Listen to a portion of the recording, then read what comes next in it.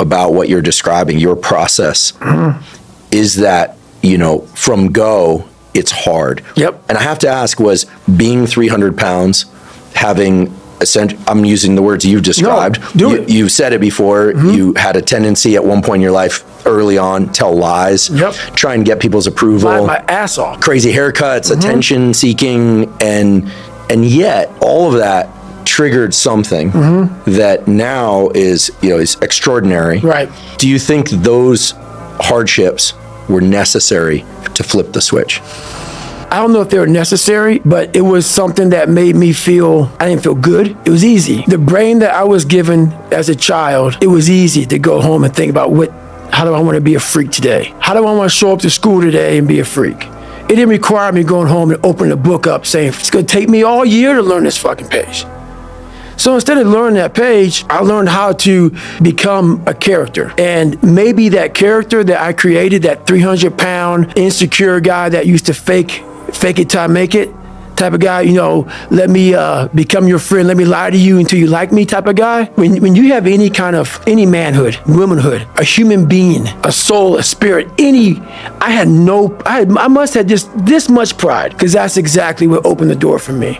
Because every day you were a character, every day you were a clown, every day you opened that Spanish book or that science book or English book, and you looked at it, it looked like a foreign language. And you're saying, where do I start? Where do I start? And obviously it was necessary. The more I talk about it, it was necessary, because what happened is I became haunted by the mere fact that this is my existence. And you got to live with that. And I lived with it for a lot of years. And so I sat back and said, okay, all right, I know what this takes. And when you sit back, as fucked up as I was, and I had a laundry list, a table like this of what I have to do to become just a human being that can make ends meet, that can make $1,000 a month, just to get there, was like, oh my God, dude, I'm 16, 17, I can't read, I can't write, and oh my God, I'm so behind the power curve, and my brain is about being depressed, and my dad beat, my mom's not home, and kids are calling me nigger at school, and I'm like, oh my God, man, what the fuck do I do? And it wasn't like someone came around and said, hey man, you can do this. This is all me. Some people know, where's this cold man come from? I'm not trying to be cold. It's the reality of my life. It's the reality of a lot of people's life. And so that had to happen for me to be haunted, to pull out, to extract the guy that I am today. That haunting is something that's still there today, because no matter how much you improve, no matter how much you change who you are, it's not permanent. You don't just wake up and say, oh my God, man, you're David Goggins, you break records, you do this, you do that. People want to know, how are you able to just be so hard?